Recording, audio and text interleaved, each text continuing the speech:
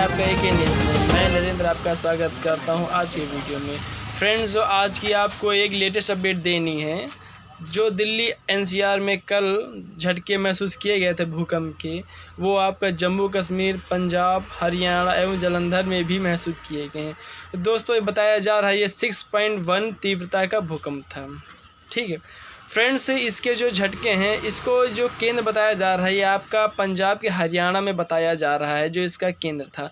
Friends, अभी ये update नहीं हो पा रहा है एवं आगे की अपडेट देखने के लिए हमारे चैनल को आगे की अपडेट के लिए हमारा चैनल देखते रहें और हमारे साथ जुड़े रहें। नमस्कार।